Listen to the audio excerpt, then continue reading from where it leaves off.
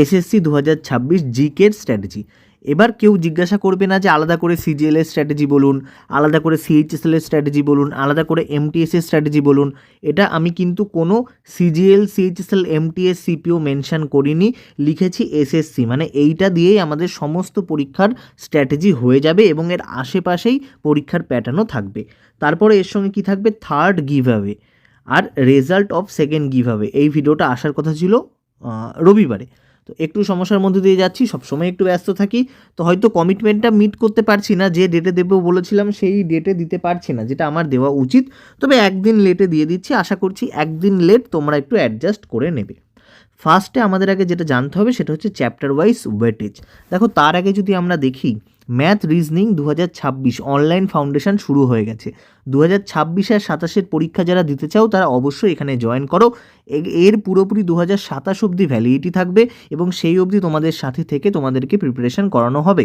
বাংলা ইংরাজি দুটো মডিউলেও মানে দুটো ভাষাতেই থাকবে, লাইভ প্লাস রেকর্ডেড থাকবে। এই সমস্ত এক্সাম সিএইচএসএল হোক, এনটিপিসি হোক, সিজিএল হোক, এর জন্য রেলিভেন্ট হবে। তার সঙ্গে শুধু কিন্তু ম্যাথ রিজনিং এখানে থাকবে না, নাম ম্যাথ রিজনিং অনলাইন ফাউন্ডেশন, কিন্তু এর সঙ্গে ইংলিশ জিকের পুরো কমপ্লিট স্টাডি প্ল্যান থাকবে, যেখানে তোমাকে এখানে মানে ইংলিশ অ্যান্ড জিকে পুরো কভার করে দেওয়া হবে, অন্য কোথাও থেকে না করলেও চলবে। তার সঙ্গে তুমি পিডিএফ পাবে, সমস্ত জিনিস, গাইডেন্স গ্রুপ হোক, ডাউট গ্রুপ হোক, এমনি কলের ফেসিলিটি হোক, সমস্তটা তুমি এখানে কিন্তু পেয়ে যাবে। তো তুমি যদি এটা জয়েন করতে চাও অবশ্যই তুমি হোয়াটসঅ্যাপে লিখে একবার হোয়াটসঅ্যাপে জয়েন করে নেবে। এই নাম্বারে তুমি হোয়াটসঅ্যাপ করে দেবে, এই যে নাম্বারটা আছে এই নাম্বারটাতে হোয়াটসঅ্যাপ করে দেবে। ওকে, আচ্ছা এবার চলে আসি আমরা চ্যাপ্টার ওয়াইজ ওয়েটেজ। এটা খুব গুরুত্বপূর্ণ এবং এটা আগের বারের থেকে একটু বদল এসছে। এবার কিন্তু স্ট্যাটিক জিকেতে অনেক বেশি কোশ্চেন এসছে। আমি যদি দেখি পার শিফটে 7.44, যদি ভালোভাবে বলি তাহলে প্রত্যেকটা শিফটে মিনিমাম 5টা থেকে শুরু করে ম্যাক্সিমাম 8টা অবধি স্ট্যাটিক জিকে এসেছে, তার গড়ে এসছে 7.44। ওকে, হিস্ট্রিতে তারপরে 3.96, দুটোর মধ্যে ডিফারেন্স অনেকটাই বেশি। Current affairs 3.77, polity 2.96, geography 2.75, economics 2.75। দেখো আমি এইভাবে লিখিনি যে 1 থেকে 3 লিখলে তুমি বুঝতে পারতে না যে 1 না 3, ওই জন্য আমি পুরোপুরি একদম অ্যাকুরেটভাবে গণনা করে লিখেছি। 48টা শিফট, প্রত্যেকটায় 25টা করে কোশ্চেন, তাহলে 1200 কোশ্চেন হয়। এদিকেও দেখো সাম করলে হয়ে যাবে 25, তো পুরো অ্যাকুরেটভাবে তোমার জন্য লেখা। ইকোনমিক্সে আছে 2.75, ইকোনমিক্স আর জিওগ্রাফিতে কিন্তু সেম ওয়েটেজই আছে। এবার ওয়েটেজ কমে গেছে ড্রাস্টিক্যালি কোথায়, সেটা হচ্ছে সায়েন্সে। সায়েন্সের পার্টে দেখো জাস্ট যোগ করলে মনে হয় 1.5খানা কোশ্চেন হয়ে দাঁড়াচ্ছে। কেমিস্ট্রি থেকে 7টা কোশ্চেন, বায়োলজিতে 23টা, ফিজিক্সে 36টা, ঠিক এই রকমই কোশ্চেন এসছে। এবার এর আশেপাশে একটু এদিক ওদিক হতে পারে, তবে সায়েন্সে প্রত্যেকটা টেস্টে 3টের বেশি কোশ্চেন কোনো শিফটে আমি পাইনি, তো সায়েন্সটা একটু চাপের বিষয় হচ্ছে। তো এইটা হচ্ছে তোমাদের চ্যাপ্টার ওয়াইজ ওয়েটেজ, সেই হিসেবে তোমরা পড়াশোনা করো, সেই হিসেবে দেখে নিয়েই তোমরা বাকি সাবজেক্টগুলো ঠিক এখানে যেমন ইম্পর্টেন্স এসছে তোমরাও সেরকম ইম্পর্টেন্স দিয়েই পড়ো। যেমন না যে একটা চ্যাপ্টার থেকে আসছে একটা কোশ্চেন, তুমি সেটার জন্য 10 ঘন্টা দিলে, আর যেটা থেকে আসছে 10টা কোশ্চেন তার জন্য 1 ঘন্টা দিলে, তাহলে লস তোমাদের। তাহলে তোমরা এখন যাদের এই বাকি সাবজেক্টগুলো শেষ হয়নি তারা সায়েন্সটা ইগনোর করতে পারো, কারণ আমরা দেখছি সিজিএল অনুযায়ী 2025-এর 1.38টা কোশ্চেন এসছে পার শিফটে। তাহলে আমি সায়েন্স ইগনোর মানে কি পুরো সায়েন্স বাদ দিতে বলছি না, বাকিগুলো আরও ভালো করে করো, বাকিগুলো বেশি করে করো। যদি বাকিগুলো শেষ হয়ে যায়, দিয়ে পুরো মুখস্থ হয়ে যায়, তবেই সায়েন্সে আসো, নাহলে তুমি সায়েন্সটা উপর থেকে করে যেতে পারো। ইন ডিটেলে সায়েন্স করে আমার লাভ হচ্ছে না, আমার ইন ডিটেলে সায়েন্স করে লাভ কি যদি সেখান থেকে পরীক্ষাতে কোশ্চেনই না আসে, তাই না? তো পরীক্ষায় যেখান থেকে কোশ্চেন আসবে আমরা সেখান থেকে করব। আমরা শেখার জন্য পড়ছি না, আমরা চাকরি পাওয়ার জন্য পড়ছি, এটা মাথায় রাখতে হবে। 3 ইডিয়টসের কথা এখানে মাথায় আনলে হবে না। আচ্ছা, score booster AB Telegram channel আর Bengal competitive and Telegram group যারা এখনও জয়েন করোনি জয়েন করে যাও। ইউটিউবে সমস্ত আপডেট ও ভিডিও আসে না, সবচেয়ে ফার্স্ট এখানে তুমি ভিডিও পেয়ে যাবে এবং অথেন্টিক ভিডিও পাবে, কোনো ফেক নিউজ এখান থেকে ছড়ানো হয় না। ওকে, এবার দেখো, যেমন তোমরা জানো যে গিভ অ্যাওয়ে কিন্তু আমরা করছি 10টা গিভ অ্যাওয়ে। যারা জানো না এখনও এই ভিডিওটায় গিয়ে দেখে নাও, ডিসক্রিপশানে ভিডিওটা থাকবে। আচ্ছা, আর এখানে আমাদের সেকেন্ড গিভ অ্যাওয়ে ছিল এই ভিডিওটাই, যেখানে আমরা যুবসাথী প্রকল্প নিয়ে আলোচনা করেছিলাম এবং তার রিওয়ার্ড ছিল এই বইটা। এবার আমরা দেখে নেব গিভ অ্যাওয়ে উইনার কে। দেখো গিভ অ্যাওয়েতে আমাদের থার্ড উইনার হচ্ছে কি নাম এর, রহমান বাড়ি মোল্লা। ওকে, এটা থার্ড উইনার। এখানে কি শর্ত ছিল, এখানে কোশ্চেন ছিল যে যুবসাথী প্রকল্পের একটা ভালো দিক এবং এই প্রকল্পের একটা খারাপ দিক উল্লেখ করতে। তো সেখানে ক্রাইটেরিয়া কি ছিল, যার কমেন্টে সবচেয়ে বেশি লাইক পড়বে ওই উত্তরটা দিয়ে তাদের মানে কেউ হয়তো অনেক অন্য কথাও বলেছে, সেখানে বেশি লাইক পড়েছে, কিন্তু সেটাকে দেওয়া হবে না। যারটায় বেশি লাইক পড়বে সেই হবে উইনার। সে যতটা ভালো লিখুক খারাপ লিখুক, আমার তাকে পছন্দ কি পছন্দ না তার উপর কিচ্ছু নির্ভর করবে না। তো এটা হচ্ছে আমাদের থার্ড উইনার। এবার যদি আমরা সেকেন্ডের আসি, তাহলে সেকেন্ড হচ্ছে মাথুর কুমার। তো এটা হচ্ছে আমাদের second winner. First second third কেন ঘোষণা করছি তোমরা আগে জানতে পারবে। দেখো আমাদের রেলওয়ে গাইডেন্স গ্রুপের কিন্তু 100 দিন হয়ে গেছে এবং এটা তার রিভিউ দেখতে পাচ্ছ। 48% খুব ভালো, 45% ভালো, তারপর খারাপও, খুব খারাপও আছে। তো এখানে যারা যারা জয়েন করতে চাও, রেলওয়েতে তোমরা আর করতে পারবে না, কারণ 100 দিন হয়ে গেলে আর এখানে কাউকে জয়েন করানো হয় না। কিন্তু সিজিএল গাইডেন্স গ্রুপ 2026 এটাতে জয়েনিং এখনও চলছে। তো এই নাম্বারে হোয়াটসঅ্যাপ করে তোমরা করে নিতে পারো। একইভাবে যারা অনলাইন ফাউন্ডেশন জয়েন করবে তাদের সঙ্গে কিন্তু রেলওয়ে গাইডেন্স গ্রুপ আর সিজিএল গাইডেন্স গ্রুপ ইনক্লুডেড থাকছে। তো তারাও এই নাম্বারে হোয়াটসঅ্যাপ করে অবশ্যই যোগাযোগ করতে পারো।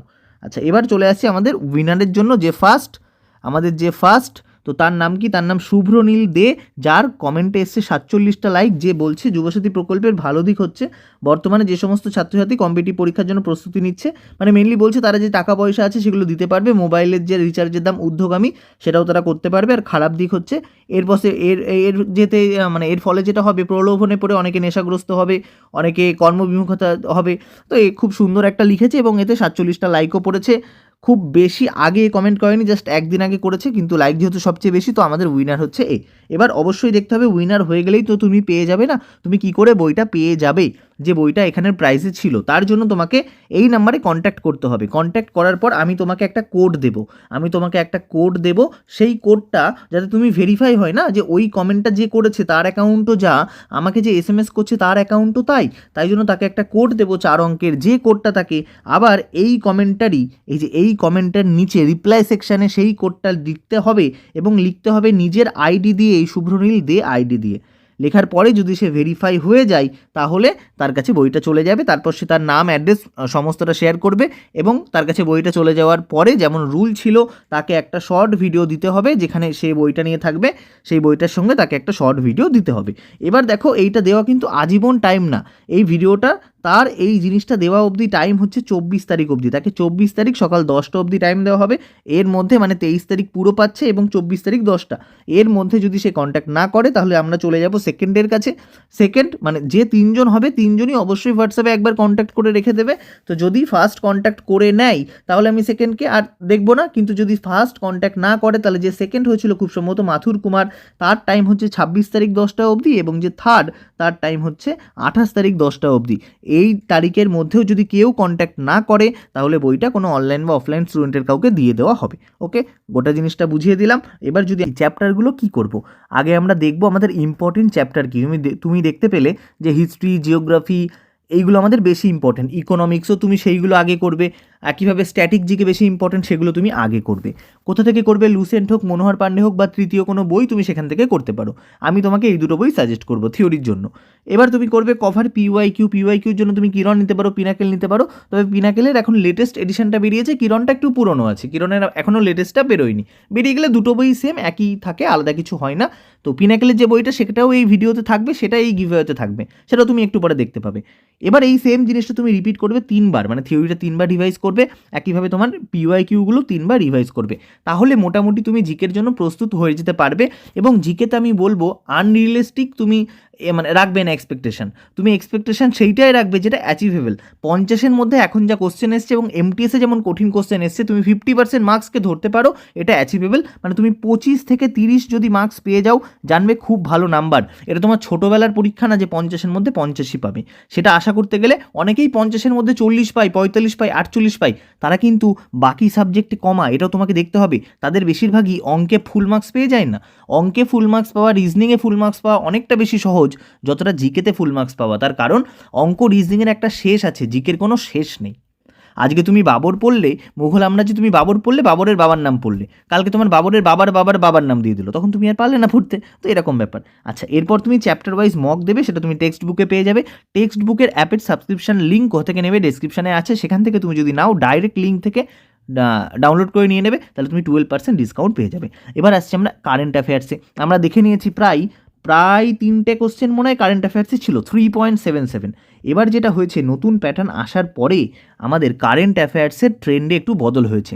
আগে নামে তো ছিল কারেন্ট অ্যাফেয়ার্স, কিন্তু আসতো সেটা ভুতুরে অ্যাফেয়ার্স।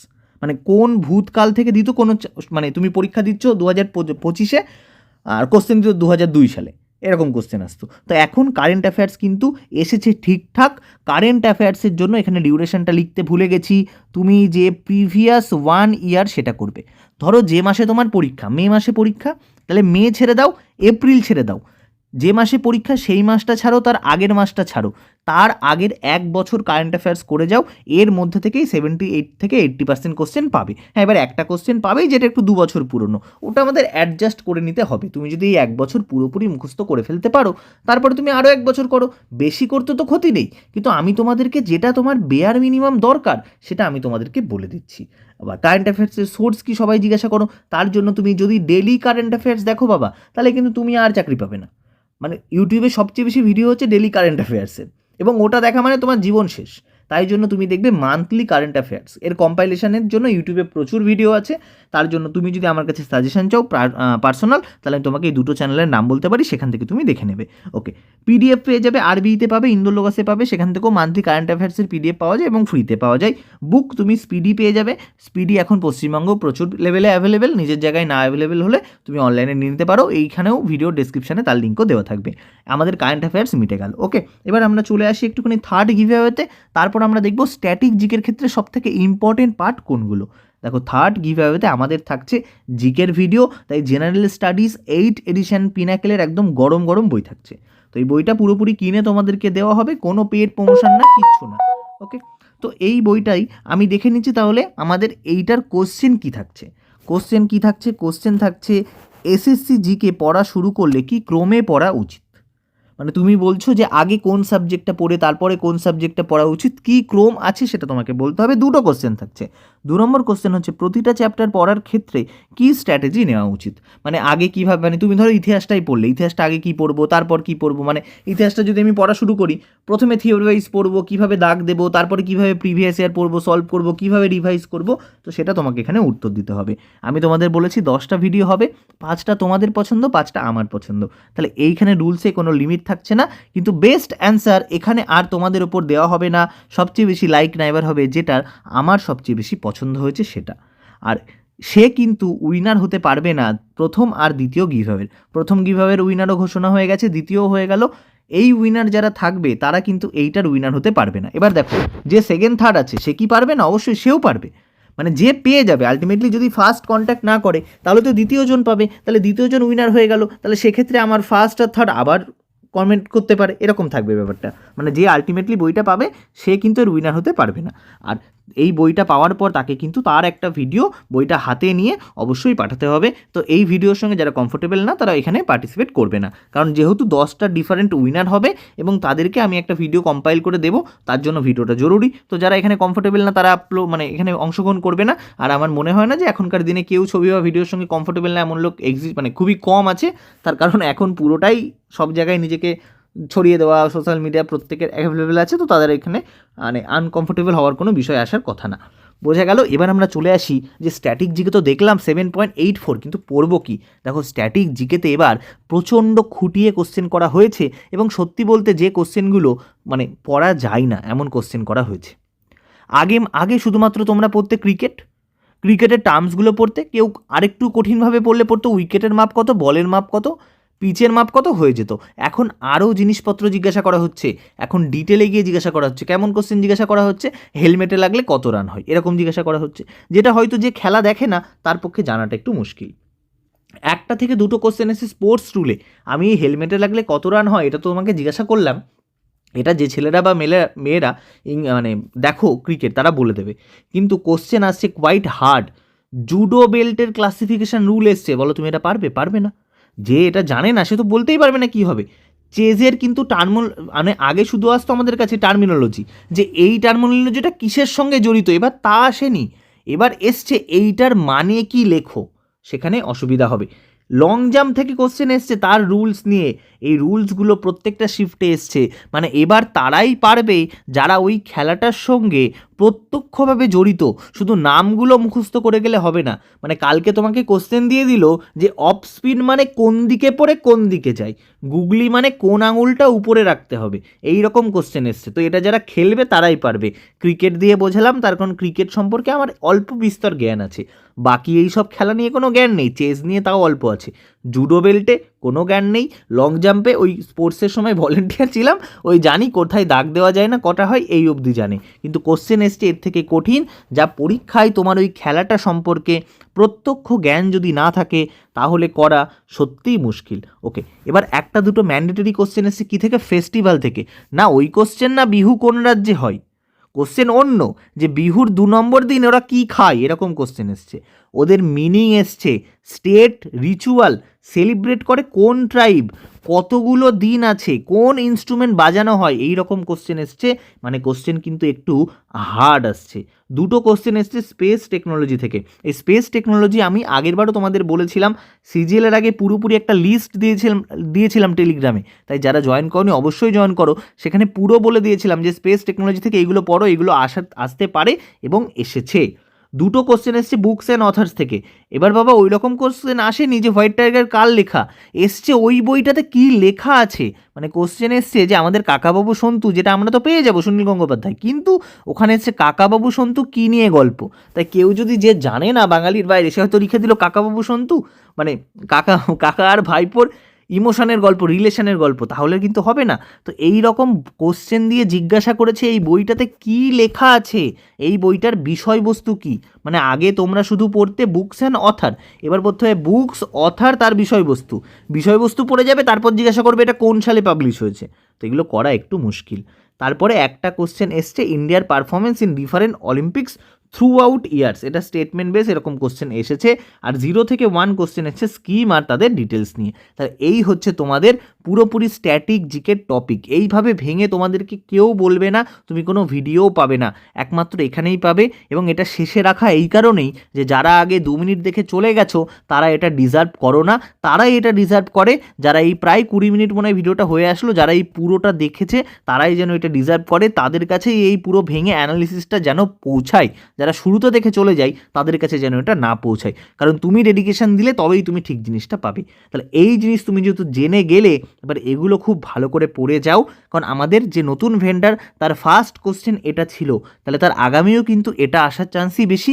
কারণ আমরা মানে পিছনের যে সালগুলো সেগুলোতে দেখেছিলাম যেমন আসতো সেগুলোকে একটু রিপিট হতো। তো এটা তো আমাদের নতুন ভেন্ডারের প্রথম কোশ্চেন। এডিকুইটি প্যাটার্ন লিখলে ভিউ আসে বলে ওটা লেখা হয়েছে। এডিকুইটি সংস্থা পরীক্ষার কোশ্চেন করছে না, সেই কোশ্চেন কে করছে এসএসসির তরফ থেকে জানানো হয়নি। তার চেয়ারম্যান বলেছিলেন যে আমি জানাবো না। তো কে করছে আমরা জানি না, তবে যে করছে সে এই কোশ্চেনগুলো তার প্রথম পরীক্ষাতে দিয়েছে, তার মানে আগামী পরীক্ষাতেও কিন্তু এই কোশ্চেনগুলো আসার সম্ভাবনা থাকছে। তাই এই চ্যাপ্টারগুলো অবশ্যই করে যাও। আর এই গিভঅ্যাওয়ে রইলো, সেই গিভঅ্যাওয়েতে তোমরা পার্টিসিপেট করো। আমি খুব খুশি হব যদি পার্টিসিপেশন আরও বাড়ে। নিজের বন্ধুদের বলো আরও বেশি করে পার্টিসিপেট করতে। আর তার সঙ্গে তোমরা যারা যারা ফাউন্ডেশন জয়েন করবে অনলাইন, অবশ্যই জয়েন করে নাও। সিজিএল গ্রুপ জয়েন করতে পারো, এই নাম্বারে হোয়াটসঅ্যাপ করে নাও। আশা করি ভিডিওটা ভালো লাগলে বন্ধুদের মধ্যে শেয়ার করে দাও, লাইক করো। এখন হাইপ অপশন আছে সেটাও দাও। নিজের কোনো ডাউট থাকলে কমেন্ট করো, আমি তোমাদের সবাইকে রিপ্লাই দেওয়ার চেষ্টা করি। চলো দেখা হচ্ছে আবার নতুন ভিডিওতে। বাই।